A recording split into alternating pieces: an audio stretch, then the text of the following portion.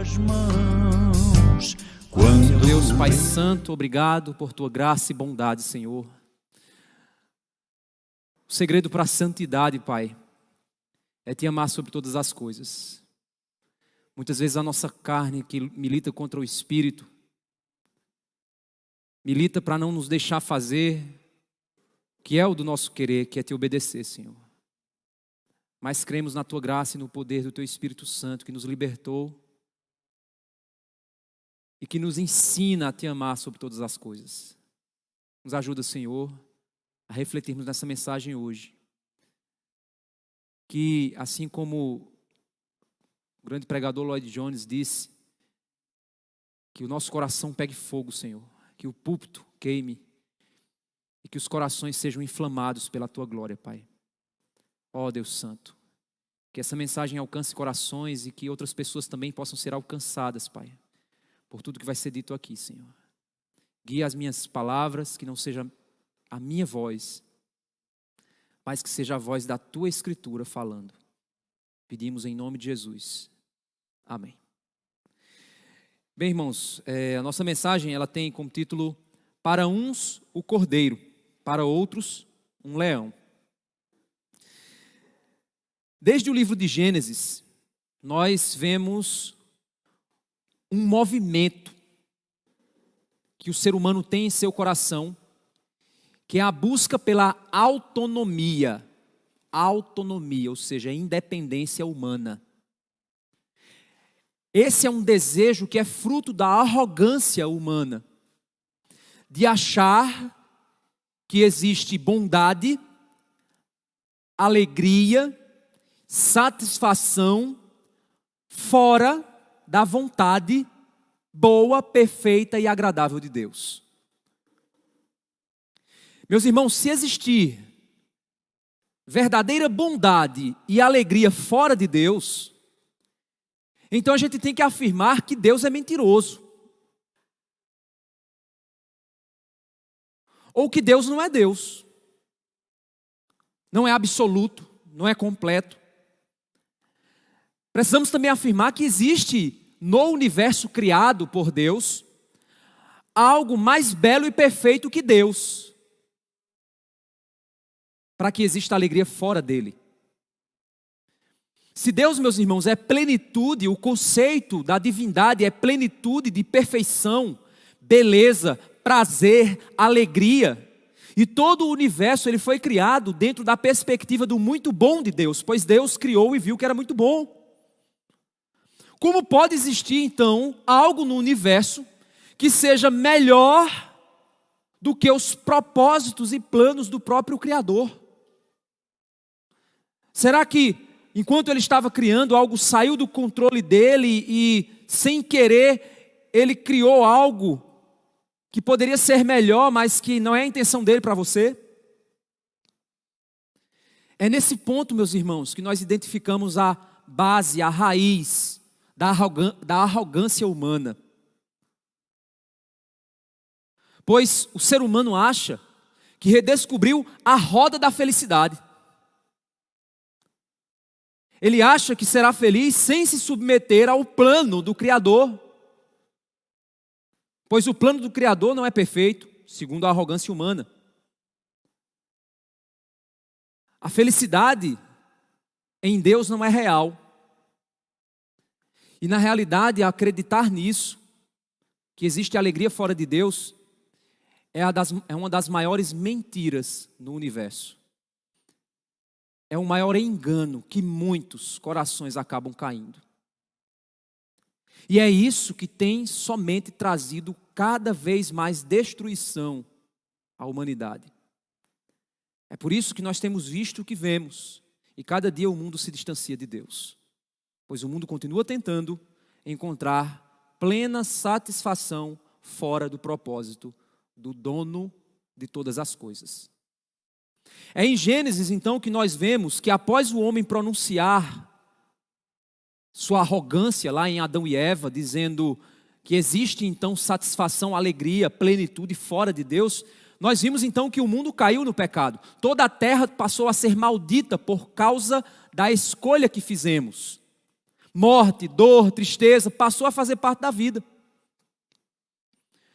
Nós vemos então na sequência que os descendentes de Caim, desrespeitando o mandamento de Deus, que era se espalhar pela terra e dominá-la, eles criam uma cidade, e nessa cidade em que eles criam uma sociedade independente de Deus, e até próspera, porque a gente vê lá artesãos e produtores surgindo. Mas no meio daquela sociedade se revela a arrogância, a maldade, a injustiça, o assassinato. Se revela naquela cidade. E é aí que a história se prolonga e a maldade humana se multiplica. E nós vemos que o texto nos diz que o coração do homem era continuamente mau. E as intenções de suas ações eram perversas o tempo todo, ao ponto de Deus entristecer-se de haver feito o homem diante do que Deus estava vendo. E aí Deus, naquele momento, levanta Noé. E através de Noé, Deus está propondo um tipo de reset humano, por meio do dilúvio. Após o dilúvio, você acha que tudo foi resolvido, mas aí o coração humano volta a manifestar sua arrogância, sua busca por ser independente de Deus, por usar as coisas de Deus, sem se submeter ao Deus das coisas, e aí levantam a Torre de Babel, usando os recursos dados por Deus, a criatividade, a sabedoria, a ciência, a tecnologia, e eles queriam fazer seu nome glorioso em uma sociedade perfeita. Mas Deus sabia que os intentos do coração do homem iriam se amplificar em corrupção e maldade. Sabe por quê, meus irmãos? Porque todas as vezes que o ser humano amplia o seu poder, ele começa naturalmente a oprimir uns aos outros. A violência aumenta. Olhe para os regimes totalitários dos países. Olhe para as guerras. Olhe para tudo que se processou na história. Tudo se perde, os impérios eles caem, a perversidade ela amplia-se, sempre dor e sofrimento é trazido para os mais fracos, os órfãos e as viúvas, sempre acabam sofrendo. Essa é a natureza humana, meus irmãos. A raiz da natureza humana a natureza humana caída é amar coisas e usar pessoas, e odiar a Deus que os chama para amar no lugar disso. Deus aí levanta um homem chamado Abraão, para por meio dele, então, chamar uma nação, estabelecer uma cultura, e a partir deles estabelecer o contexto profético, o contexto legal, social, cultural, que traria aquele que seria a semente da mulher, que viria então salvar e libertar o povo dos seus pecados. Aí nós vemos se processando a história. E aí, meus irmãos, o homem avança, as nações se levantam. Diversas nações se levantam contra o povo santo de Deus, Israel, para os exterminar. E nós vemos isso na Bíblia inteira. Nós vemos isso na história atual.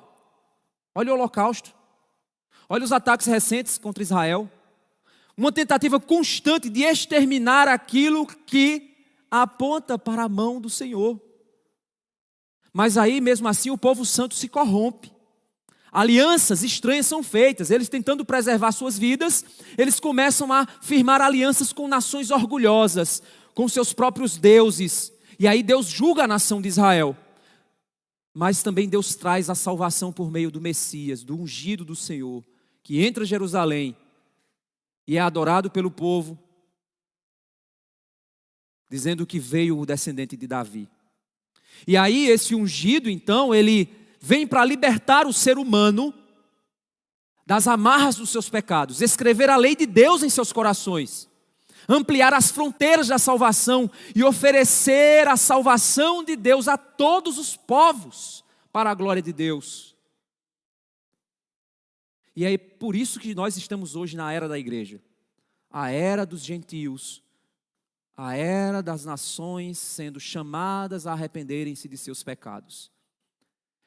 Mas, meus irmãos, os homens, eles se reúnem em torno dos seus egos, dos seus pensamentos, das suas ideologias, dos seus corações.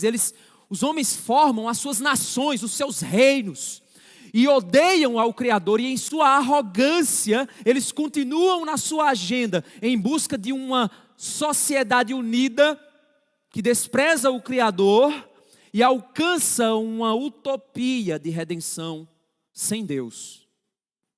Isso não ocorre centralizando o amor do Senhor. Mas o resultado é que a sociedade se corrompe ainda mais, pois ela se torna autodestrutiva e opressiva. Essa é a realidade. É nesse contexto que eu quero que você abra sua Bíblia lá no Salmo 2.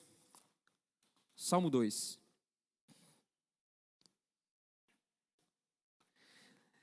E é o Salmo 2 que nos mostra o contexto da arrogância humana.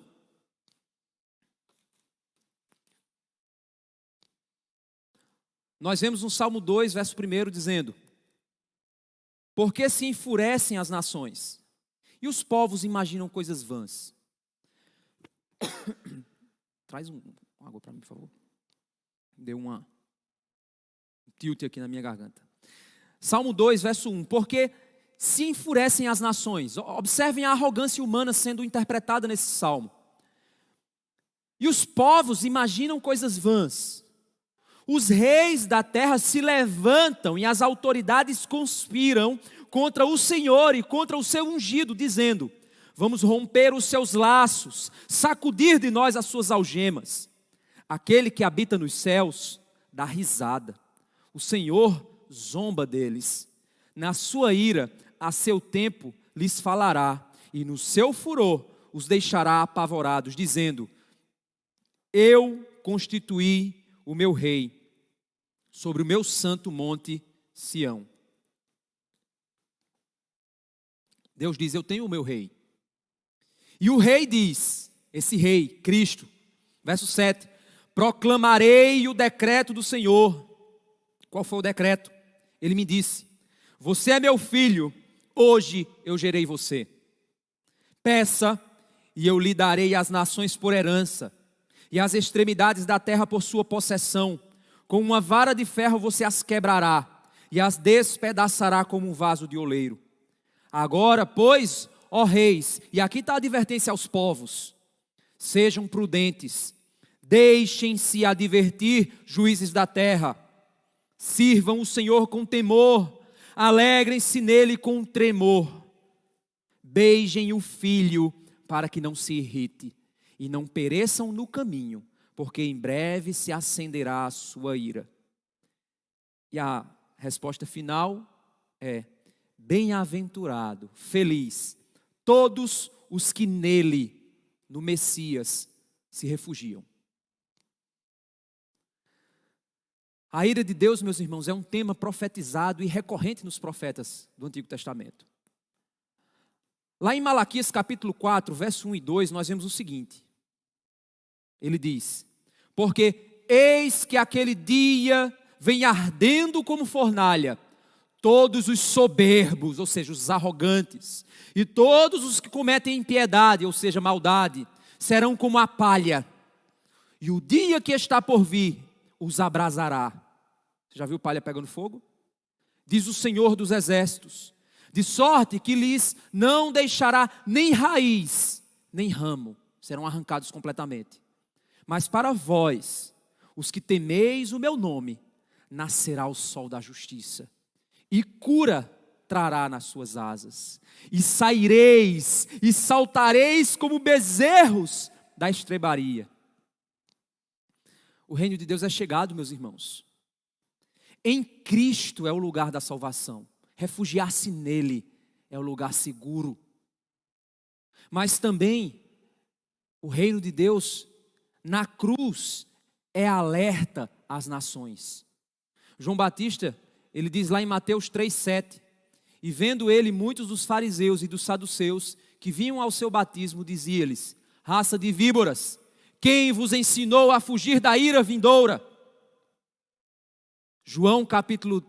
Mateus capítulo 4, verso 17, Jesus dizia: desde então começou Jesus a pregar e a dizer: arrependei-vos, porque é chegada o reino dos céus. João capítulo 3, versos 35 e 36, Jesus também disse: o Pai ama o Filho e todas as coisas o entregou nas suas mãos.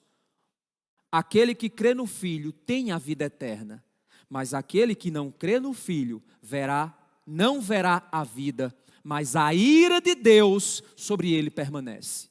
Nós nascemos com um Deus irado contra nós. Nós somos frutos da queda de Adão, procriaturas caídas. E sobre nós permanece a ira de Deus. E nós só seremos libertos da ira se nos refugiarmos no Messias, no Rei, naquele que o Pai decretou.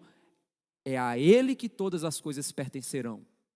É Ele quem apacentará o meu povo.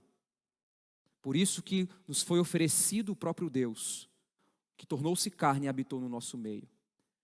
E aí, meus irmãos, Joel, o profeta, profetiza a respeito da era da igreja, que é o nosso tempo, e que Pedro usa essa profecia para falar sobre o Pentecostes. Joel capítulo 2, verso 28 a 32, nós vemos: e há de ser que depois derramarei o meu espírito sobre toda a carne, vossos filhos e vossas filhas profetizarão, os vossos velhos terão sonhos e os vossos jovens terão visões. E também sobre os servos e sobre as servas naqueles dias derramarei o meu espírito. E aí, como toda profecia, ele descreve mistérios, coisas que você não percebe continuidade imediata, mas você percebe que existe uma ideia por trás. E ele diz: e mostrarei, depois que derramar o seu espírito naqueles dias, depois que as pessoas então profetizarem, pregarem, tiverem visões, e o Espírito Santo de Deus for derramado sobre toda a carne, independente sendo judeu ou não, mostrarei prodígios nos céus e na terra, sangue e fogo, coluna de fumaça. O sol se converterá em trevas e a lua em sangue, antes que venha o grande e terrível dia do Senhor. E há de ser que todo aquele que invocar o nome do Senhor será salvo, porque no monte Sião e em Jerusalém haverá livramento, assim como disse o Senhor, e entre os sobreviventes, aqueles que o Senhor chamar. E aí, meus irmãos, nós vemos uma sociedade caminhando na busca por solução dos seus problemas, avanço, progresso, conhecimento. E os homens continuam vivendo suas vidas como se nada estivesse acontecendo. Seus projetos continuam caminhando como se nada estivesse acontecendo. E a igreja sendo perseguida e sendo morta. Ou vocês enxergam todos os dias a quantidade de cristãos que são mortos nos jornais? A igreja está sendo massacrada e o mundo está em silêncio. Cristãos estão sendo mortos só por serem cristãos. E o mundo está calado. A mídia está em silêncio. E os homens continuam com seus projetos arrogantes. E agora perseguindo o povo de Deus. E é por isso que lá em Mateus capítulo 24, verso 36 a 39, Jesus disse: mas daquele dia e hora ninguém sabe, nem os anjos do céu, mas unicamente meu Pai. E olha o exemplo que Cristo dá. E como foi nos dias de Noé, assim será também a vinda do Filho do Homem. Portanto, assim como nos dias anteriores ao dilúvio, os homens comiam, bebiam, casavam, se davam-se em casamento, ou seja, viviam sua vida normal, o mundo girava como qualquer outro dia, até ao dia em que Noé entrou na arca e não perceberam, até que veio o dilúvio e levou a todos. Assim será também a vinda do Filho do Homem. Noé construía a arca, o povo chamava Noé de lunático, o povo chamava Noé de doido. Noé passou 100 anos construindo aquela arca, pregando através do seu testemunho, e as nações vizinhas, o povo, aqueles que estavam ao redor dele continuavam dizendo: você é louco, esse Deus não existe, nada disso acontecerá, até que veio o dilúvio. É por isso que o apóstolo Paulo nos avisa lá em 1 Tessalonicenses capítulo 5, do verso 1 ao 11. Ele diz: mas, irmãos, acerca dos tempos e das estações, não necessitais de que se vos escreva, porque vós mesmos sabeis muito bem que o dia do Senhor virá como ladrão de noite. Pois Quando disserem, e é o mundo dizendo isso, o que é que o mundo vai dizer? A paz e segurança, então lhes sobrevirá repentina destruição, como as dores de parto aquela que está grávida, e de modo nenhum eles escaparão. E aí você diz, e nós estaremos também achando que está tudo bem?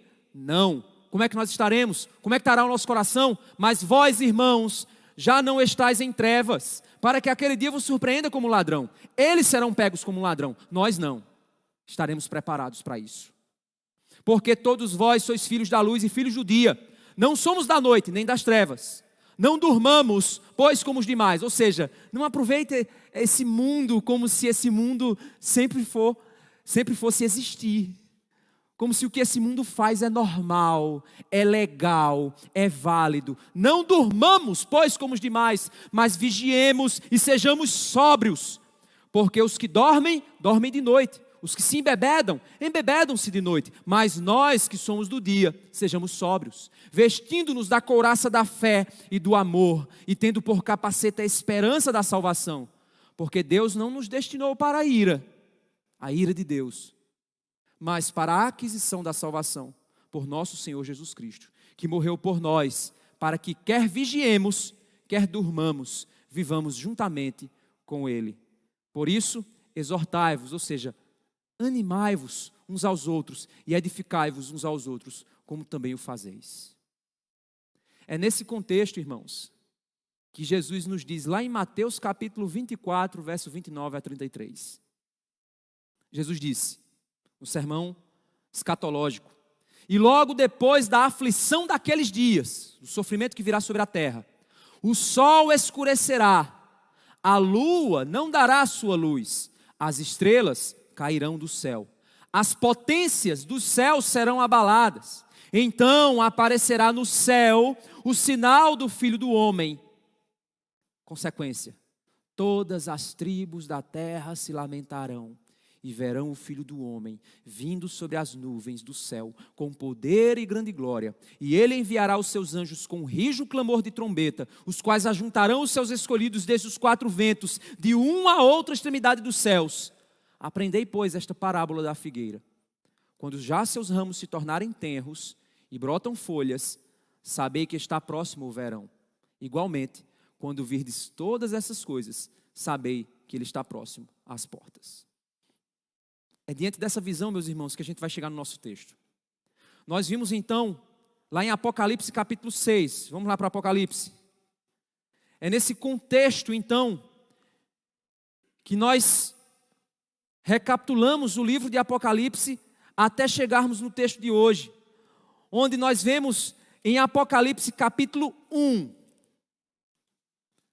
verso 5, parte B do verso. Capítulo 1, verso 5, parte B do verso. Nós vemos: aquele Cristo que nos ama e pelo seu sangue nos libertou de nossos pecados e nos constituiu reino, sacerdotes para seu Deus e Pai. A Ele a glória e o domínio para todos sempre. Amém. Eis que Ele vem com as nuvens, e todo olho o verá, até mesmo aqueles que o ultrapassaram. E todas as tribos da terra se lamentarão por causa dele, certamente. E amém. Verso 8, eu sou o alfa e o ômega, diz o Senhor Deus, aquele que é, que era e que há de vir, o Todo-Poderoso. Quando a gente vai para o verso 9, nós vemos então o contexto em que João estava. Eu, João, irmão e companheiro de vocês na tribulação, no reino e na perseverança em Jesus. Olha o que João está dizendo. Companheiro de vocês na tribulação, no reino e na perseverança em Jesus. Estava na ilha chamada Pátimos. Por que ele estava lá? Por causa da palavra de Deus e do testemunho de Jesus. O seu povo é perseguido por causa do testemunho e da palavra. A lei e os profetas, a verdade versus a mentira, a arrogância versus a humildade, Deus versus o mundo, sua salvação versus as promessas mundanas, a alegria e a satisfação em Deus versus os reinos humanos e suas alegrias passageiras. É aqui que nós chegamos então em Apocalipse 1:17. Parte B, ele diz, quando ele vê Cristo, ele diz: não tenha medo. Eu sou o primeiro e o último, aquele que vive. Estive morto, mas eis que estou vivo. Eles me crucificaram, mas eu venci. Estou vivo para todo o sempre. E tenho as chaves da morte e do inferno. Escreva, pois, as coisas que você viu e as que são e as que hão de acontecer depois destas.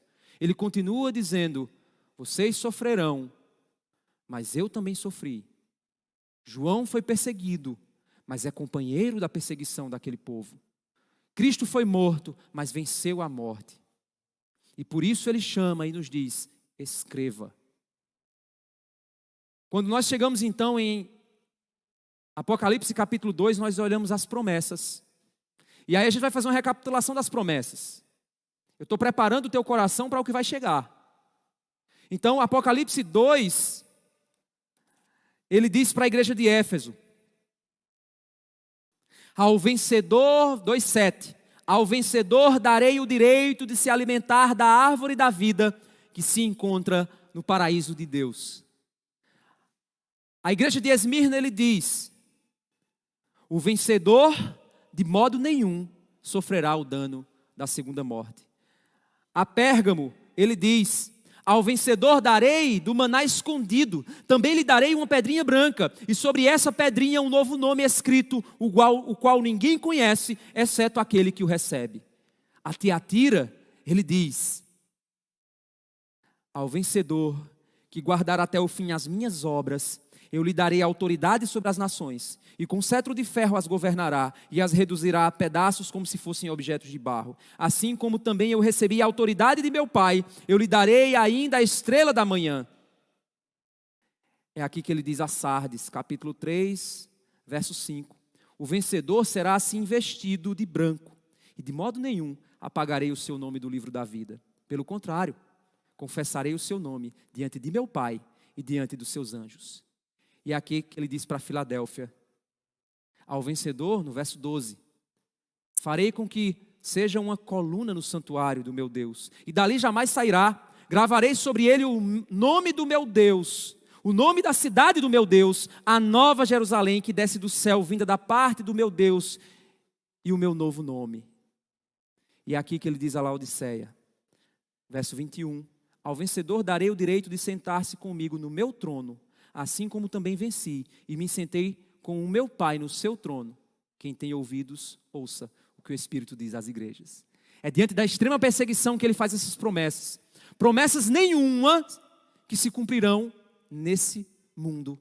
Promessas nenhuma que trariam esperança simplesmente em um mundo perfeito no agora. Mas esperanças que apontavam para um Cristo que foi morto nesse mundo, mas venceu a morte.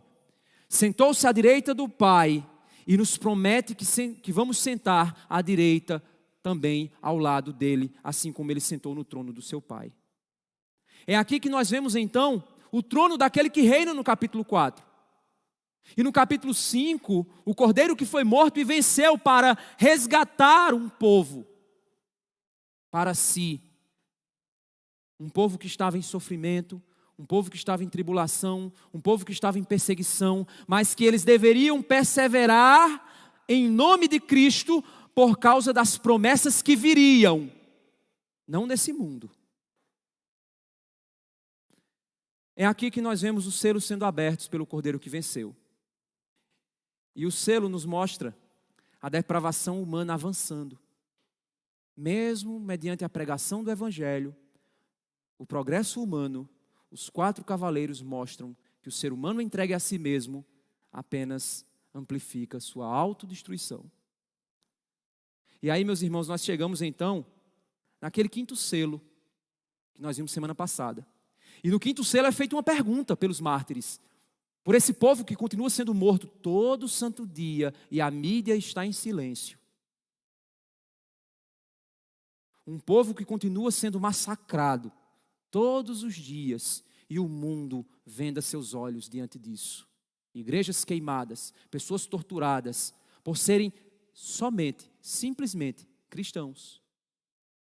E diante desse povo que sofre, que é perseguido desde o princípio, em Israel e agora na igreja, esse povo que representa a vontade de Deus nesse mundo, eles fazem a seguinte pergunta: até quando, Senhor? Até quando? E Deus responde: até que se complete o número dos meus servos, até que eu termine a obra de salvação que eu estou fazendo por meio do Cordeiro.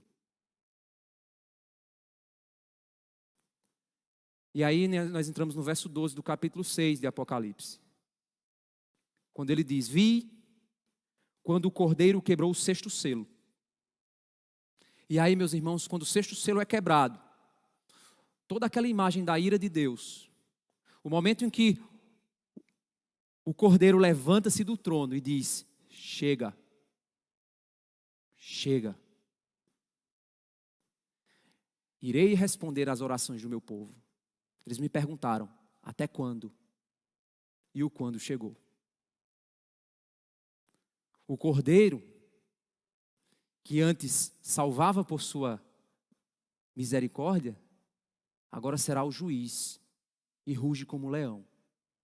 É aqui então que a ira de Deus nos apresenta um dos quadros mais assustadores que essa terra poderá enxergar um dia. Quando ele diz: houve um grande terremoto, o sol se tornou negro como pano de saco feito de crina. O sol escurece, perde sua luz. A lua ficou toda vermelha como sangue. A lua perde sua função, não tem sol para refletir. As estrelas do céu caíram sobre a terra, como figueira deixa cair os seus figos verdes quando sacudida por um vento forte. E o céu recolheu-se como um pergaminho quando se enrola. Então, todos os montes e as ilhas foram movidos do seu lugar. O terremoto ele não está simplesmente fazendo vibrar a terra, ele está mudando a estrutura do planeta. A terra parece se rachar, se quebrar, se mover. E nós vemos aqui, meus irmãos, que em um tempo onde as pessoas acreditavam no Deus do sol, no Deus do céu, no Deus da água, no Deus da terra, nos deuses do trabalho, nos deuses dos diversos deuses, nós vemos então o sol se apagar, as estrelas caírem de sua beleza, de sua formosura, o céu se enrolar como um pergaminho, com tamanha facilidade, a terra tremer, os montes, que era o local onde as pessoas iriam adorar os seus deuses, os montes se desmontam. E aqui nós vemos o quadro, meus irmãos, onde a terra sólida, as estruturas desse planeta, este lugar perdido no espaço, que deveria ser o lugar mais seguro a se estar, se torna o lugar mais inseguro do universo. Preferível seria você estar no espaço do que nessa terra, quando o Cordeiro se levantar em sua ira. As estruturas mais sólidas do próprio planeta se tornam como cascas de ovo nas mãos do Cordeiro. A arrogância do homem, os poderes dos seus exércitos, suas bombas atômicas, sua tecnologia, sua sabedoria, sua inteligência, sua capacidade, não são nada. Não existe Marte para onde correr. Não existe espaçonaves para onde fugir para outro universo, pois o lugar mais inseguro do mundo é o lugar onde Deus está, em sua ira. E aí, meus irmãos, nós vemos diante disso que essa arrogância ela cai. Sabe por quê?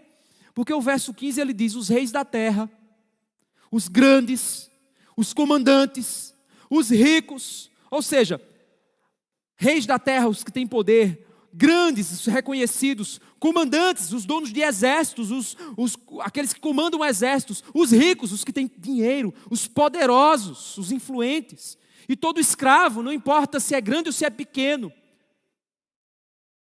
e todo livre, se esconderam nas cavernas e nos penhascos dos montes. Não tem outro planeta para ir. só tem um lugar para correr. Você talvez já deve ter visto aquelas pessoas que esperam o fim do mundo e fazem um bunker debaixo da terra, porque se ocorrer uma explosão atômica, você entra para debaixo da terra, tem um bunker lá, cheio de comida para meses e meses, para você se proteger. Você já deve ter visto isso em filmes. E os ricos, os poderosos, que creem nas suas teorias da conspiração, tem esses bunkers lá, cheios de alimento, e eles dizem assim, olha, se ocorrer uma catástrofe, só é se esconder lá, nós vamos sobreviver, a raça humana vai conseguir passar por isso. E eles podem até pensar nisso, e se esconder debaixo das montanhas. Mas eles vão perceber, eles vão entrar em um terror tão intenso, em um medo tão profundo, em uma angústia tão poderosa, que eles irão pedir a morte, para fugir da ira do Cordeiro. E o verso 16, e disseram aos montes e aos rochedos, caiam sobre nós, ou seja, que se desmanche o meu lugar de proteção, que uma avalanche me esmague, que eu morra nesse lugar no qual estou escondido, porque antes de cair nas mãos do Cordeiro, eu prefiro morrer. Mas, meus irmãos, ele diz, nos escondam da face daquele que está sentado no trono e da ira do Cordeiro.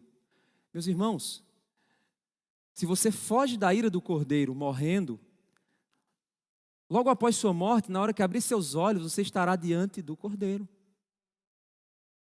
Não há lugar para fugir, não há lugar para se esconder, não há poder, não há arrogância, não há ciência, não há tecnologia, não há montanhas, não há terra que te proteja. Não há nem morte que te impeça. Porque agora você está diante do dono de todas as coisas. Por isso que no Salmo 2 diz que Deus ri deles. Quem são esses que acham que podem tirar o universo de mim? Fazer os seus impérios? Construírem os seus impérios de maldade, de opressão? Achando que são felizes? Achando que são alegres, mas na realidade apenas dominam uns aos outros? Somente isso. Se autodestroem. E aí, quando esses homens caem em si, percebem que não tem para onde fugir, porque a história chegou ao fim e o universo já não é lugar seguro para ninguém, e nem a morte é a solução. O verso 17, eles chegam à seguinte conclusão: porque chegou o grande dia da ira deles, e quem poderá subsistir? Quem poderá escapar? Quem poderá suportar? É nessas horas, meus irmãos, que os poderes desse mundo são abalados. É nessa hora que a arrogância humana nos leva diante do mesmo Deus. E a grande pergunta deles é: como escapar de um Deus irado? Como escapar de um Deus perverso? Essa é a mente deles. De um Deus injusto. Nós somos boas pessoas. Nós fazemos o bem, nós ajudamos os pobres. Nós somos socialistas, comunistas, distribuindo nossas riquezas por todo mundo. Nós queremos paz, nós somos bons. Por que esse Deus é tão mau? Porque Ele está irado. Estão vendo? Olha só, está vendo? Ele é mau. Ele é quem é arrogante. Ele é quem é perverso. Nós somos boas pessoas. Queremos só o bem, só não queremos Ele. Mas queremos o bem. E agora Ele está irado. Que Deus é esse? Um Deus de amor que lança pessoas no inferno? Você já deve ter visto essa pergunta. Um Deus que fala de amor, mas é intolerante com aqueles que são diferentes.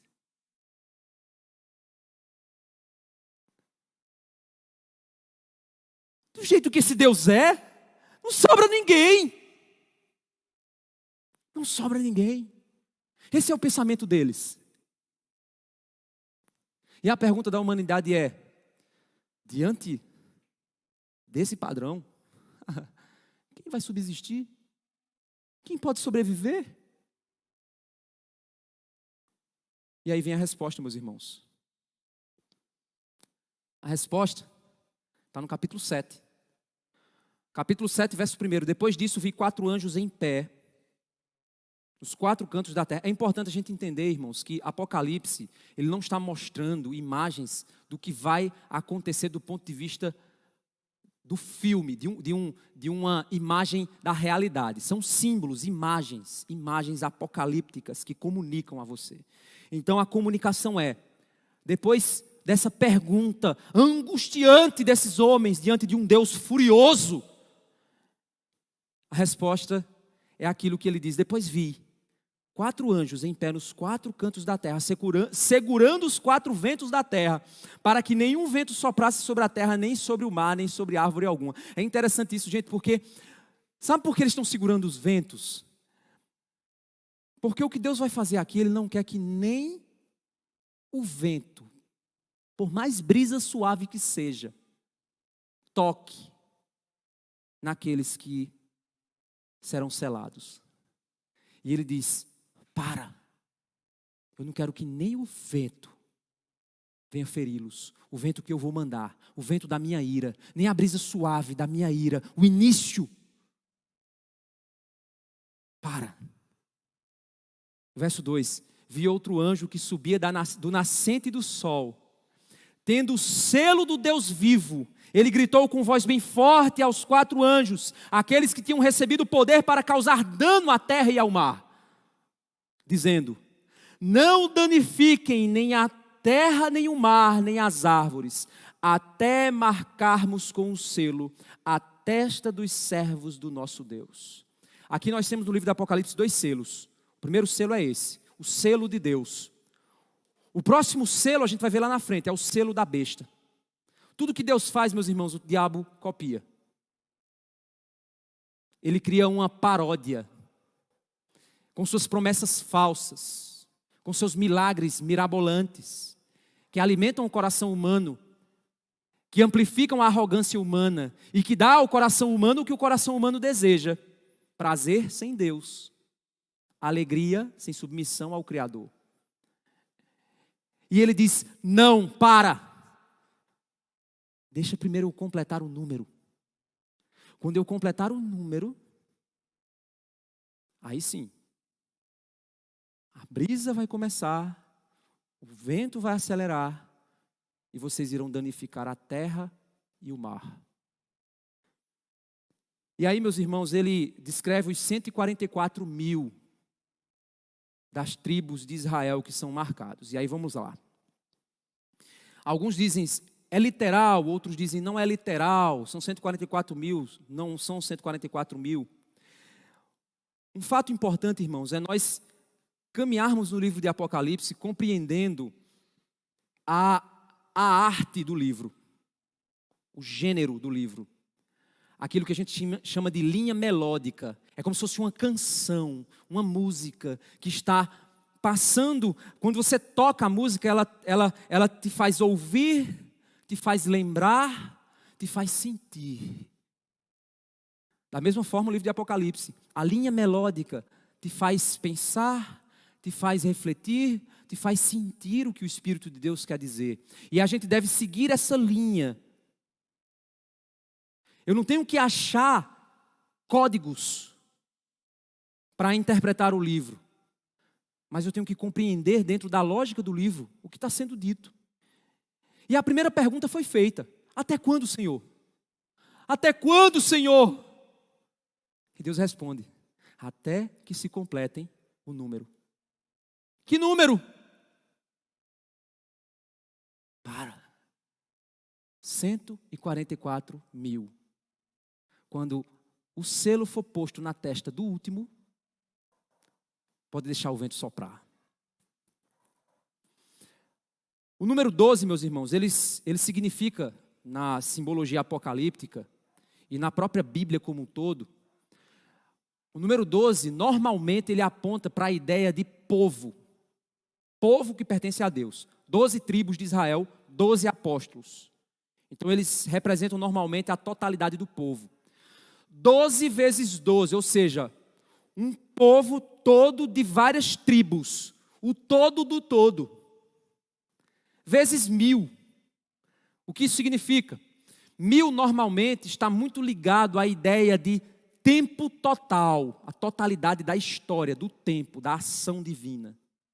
Então, o todo do povo de Deus em todas as eras da ação de Deus.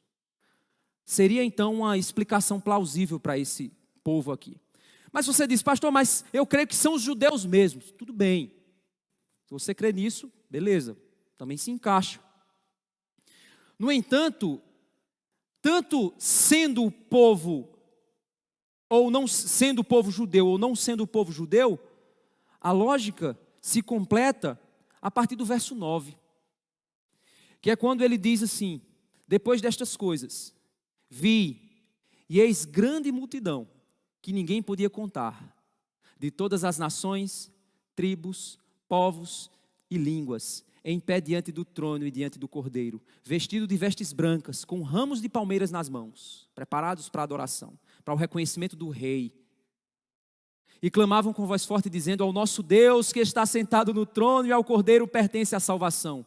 A pergunta então, meus irmãos, foi, até quando, Senhor? A resposta foi, até que se complete o último a ser selado, no número exato da totalidade de todo o tempo da minha ação.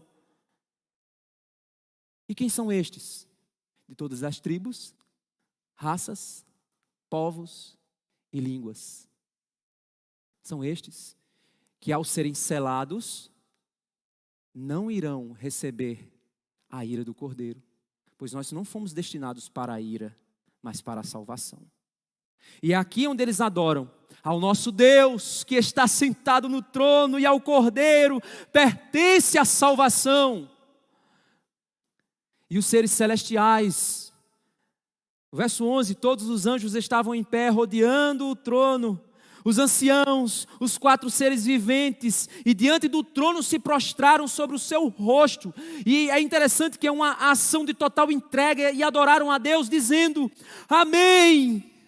O louvor, a glória, a sabedoria, as ações de graças, a honra, o poder, a força, sejam ao nosso Deus, para todo sempre. Amém. Enquanto o mundo pergunta, quem? Nós respondemos, a Ele pertence a salvação.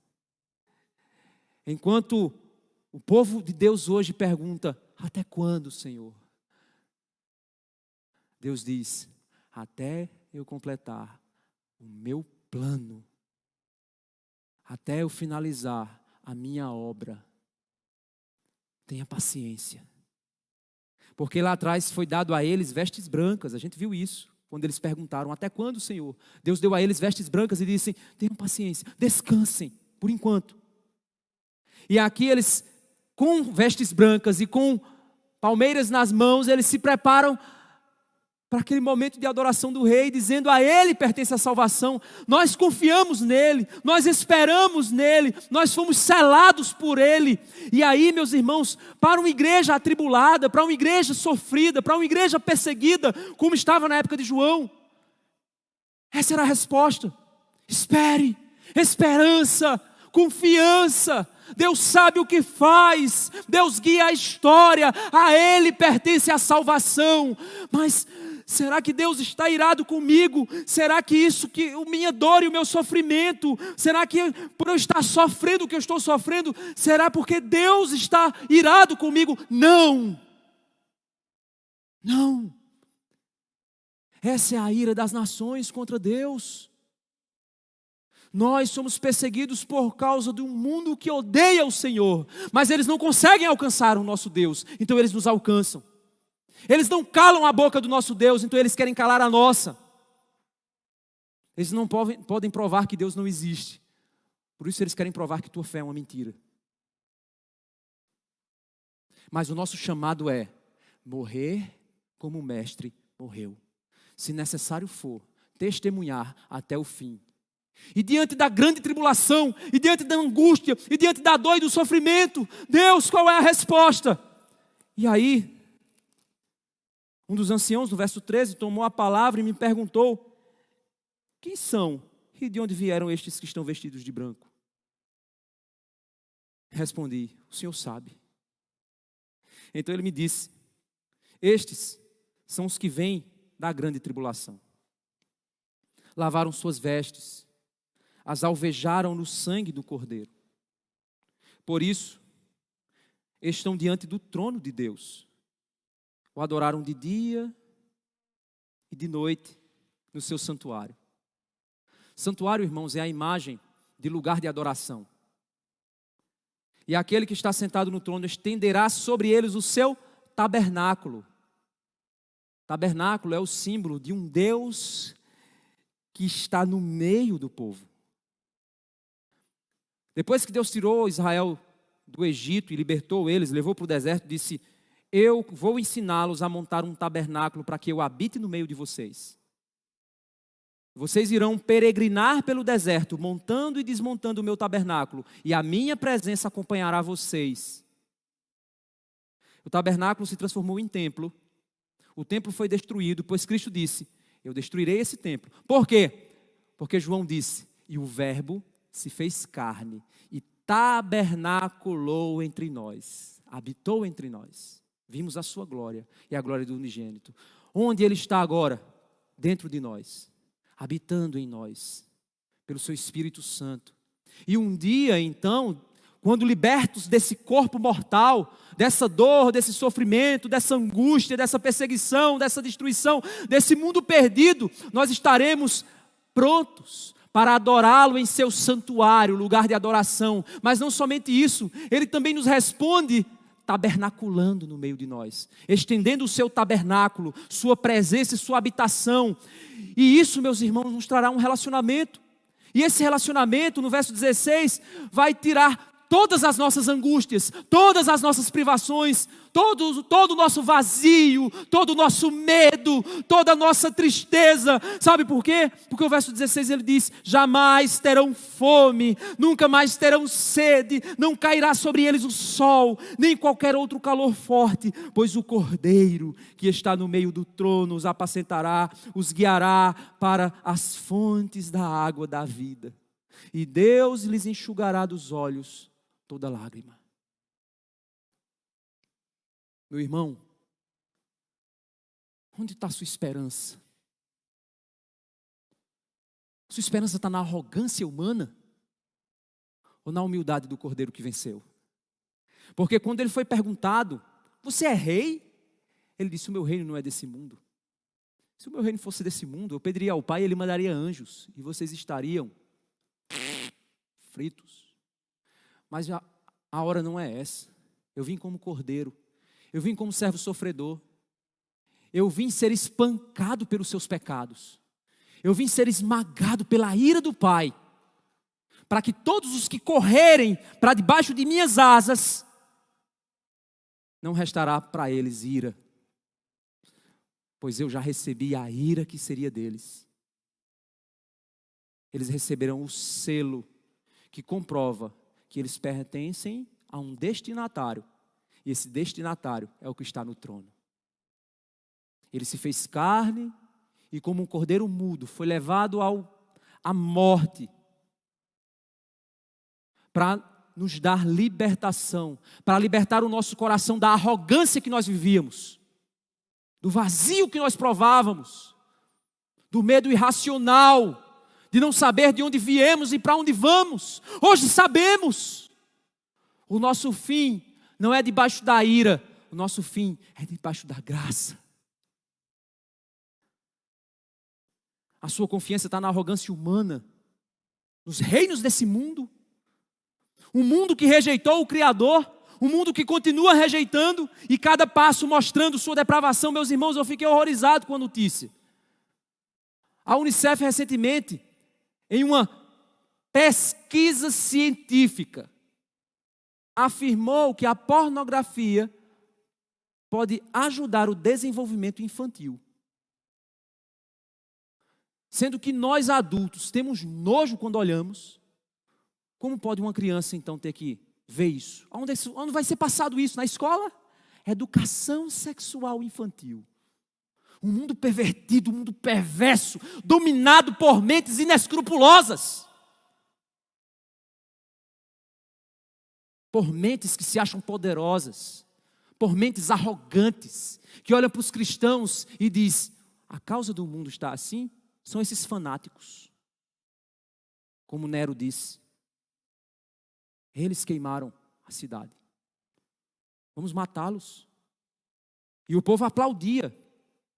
Famílias inteiras sendo trucidadas por leões famintos. Pessoas sendo queimadas vivas e sendo usadas como tocha nas praças. O mundo batia palmas para isso. Roma dizia: é isso mesmo. É isso mesmo. É nisso que está a sua esperança?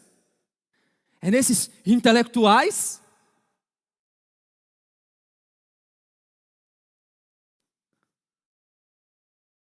Será que você tem percebido que o sistema desse mundo está doente?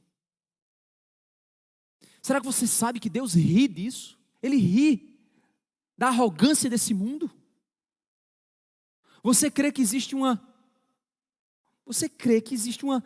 pequena partícula de sucesso humano, mesmo fora de Deus? Você está lá na universidade, você acha que aqueles grandes intelectuais vão lá, realmente, se eles desprezando a Deus, eles vão achar uma solução? Você crê nisso? Você tem uma pequena esperança nisso? Porque a própria palavra diz que qualquer dom vem do Pai das luzes. Qualquer graça, qualquer bondade, mesmo naqueles que desprezam a Deus, tem como fonte o Deus que eles desprezam. Então, como pode você ter fiozinho de confiança de que um governo insubmisso ao Criador trará verdadeira felicidade, prosperidade e alegria ao mundo? Você crê nisso? Você crê que são os teóricos humanos e os deuses deles, deuses da inteligência? Você percebe que o problema humano não é falta de ciência, política, conscientização, tecnologia. Você percebe que o problema humano é o pecado. O problema humano, a raiz dele é a arrogância em submissão ao Criador.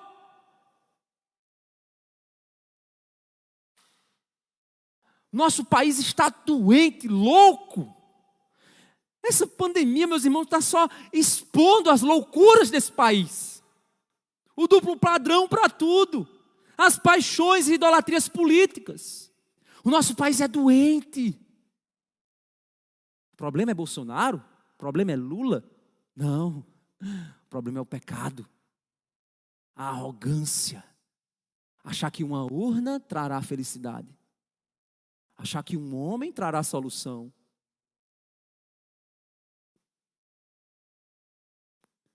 Meus irmãos, corrija sua visão. Sabe por quê? Porque pode ser que um dia você descubra que você estava do lado errado. E ao invés de esperar no cordeiro, você estava esperando naqueles que vão perguntar: quem vai poder subsistir? Nós confiamos em tantas coisas, mas tudo isso falhou. As estruturas ruíram. O problema, irmãos, é que quando corrigimos nossa visão, quando a gente corrige, a gente cai em outra situação. A perseguição do sistema do mundo contra nós. Porque a gente não aceita a visão dele. A busca por alegria fora de Deus, nós não aceitamos isso. E aí ou a gente se alinha ao sistema, se veste, fala, vive como eles, ou seremos perseguidos em todos os níveis, emocionais e até físicos. É nesse momento que nós podemos perguntar: até quando, Senhor? E a nossa resposta vai ser: até que eu complete a minha obra de salvação. Então você tem que escolher. Ou você é perseguido E na perseguição pergunte: até quando, Senhor? Eu serei injustiçado, mesmo fazendo o que é certo. Serei perseguido, mesmo testemunhando o teu amor. Ou então você foge da perseguição e se alinha à arrogância humana, mas aí você fará outra pergunta: quem poderá subsistir?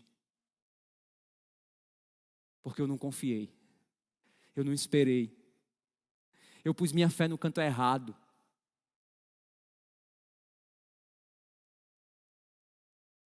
Cristo enfrentou esse sistema mundano para nos dar um futuro e uma esperança. E a promessa dele, meus irmãos, é essa aqui: um dia ele enxugará dos nossos olhos toda lágrima. Meus irmãos, eu vejo uma igreja perseguida, sofrida, doída, como essa igreja aqui que recebeu Apocalipse de João. E meus irmãos, você tendo sua vida ceifada, sendo torturado.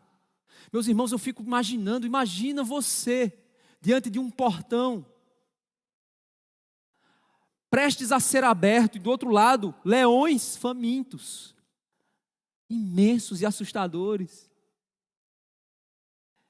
E uma multidão gritando e torcendo, e você prestes ali a ter os portões abertos, e só bastava você dizer: não, eu adoro a Roma, eu adoro o imperador, ele é meu Senhor, salve César. Só bastava isso. Mas aos portões serem abertos, você tem que dar um passo e dizer: eis que vejo os céus abertos e o Filho do Homem sentado à destra de Deus. Minha esperança não está aqui. Minha carne vai ser rasgada. Minha vida vai ser cortada. Mas eu estarei nos pés do Senhor. Para uma igreja que enfrentava tamanha perseguição, meus irmãos, eles tinham que ouvir isso. Persevere. João diz: eu sou amigo na provação, companheiro nas mesmas provações que vocês. Cristo diz: eu fui morto, mas estou vivo. Eu detenho nas minhas mãos a chave da morte e do inferno. Eu vivo por todos os séculos. Essa igreja precisava ouvir que não é essa vida o fim, mas que refugiar-se no ungido de Deus era o caminho para a verdadeira felicidade, mesmo sendo morto, torturado e perseguido aqui. E esse povo erguia os seus narizes, olhavam para o alto, eles estufavam seus peitos e eles diziam: nós vamos para a morte, mas cremos no Senhor. Uma igreja corajosa. Onde está essa igreja corajosa? Hoje nós não saímos de casa por causa de um vírus. Não queremos adorar a Deus por causa de um vírus. Trocamos o fim de semana de adoração pelo conforto. Somos ludibriados e largamos o serviço a Deus pelos sucessos do mundo, pelas promessas do mundo, porque o mundo que Ele te promete é o quê? Sucesso profissional, dinheiro, prazer, seja grande, seja poderoso. Ele está anestesiando você com os videogames, com os aplicativos, com as mídias, com os filmes, com as séries, dizendo para você: esse mundo é saboroso, esse mundo é bom, esse mundo é gostoso, permaneça nesse sistema. Eu não estou falando de perseguição extrema, eu estou falando de uma simples decisão de desligar uma TV para vir para a igreja. Eu não estou falando de uma vida que está correndo risco. Eu estou falando de uma simples decisão de dizer não para o teu patrão, mesmo correndo o risco de perder o emprego. É isso que eu estou falando. Cadê essa igreja corajosa? Sabe qual é o problema, meus irmãos? É porque nós não temos mais a visão de lá. O nosso sofrimento destrói o nosso céu daqui. E por isso a gente abre mão do sofrer para conquistar o céu tão desejado nesse mundo. Mas esse mundo está quebrado. Aquilo que vai trazer satisfação ao teu coração não está aqui. Pastor, então eu tenho que viver uma vida só olhando para cima? Não, aproveite sua família, aproveite suas viagens, aproveite, coma no restaurante, vá lá, aproveite a família, se divirta, mas faça isso entendendo que tudo isso é passageiro, que nada disso pode ser trocado. O reino, o eterno, não pode ser reduzido por causa do temporal. O passageiro desse mundo são dádivas de Deus, presentes de Deus, mas não substituem a verdadeira alegria, que é servir ao Senhor. Deus nos ajude, irmãos, a sermos uma igreja corajosa, porque Deus, segundo o texto, Ele vai vingar o sangue do seu povo, e nós não podemos estar do lado errado. Nós temos que estar do lado daqueles que vão ouvir a resposta da oração. Você foi selado com o Espírito Santo da promessa. E um dia você estará diante do trono. E os seus olhos será enxuta toda lágrima, toda dor e todo sofrimento. E você não se lembrará mais das primeiras coisas. É por isso que você vive?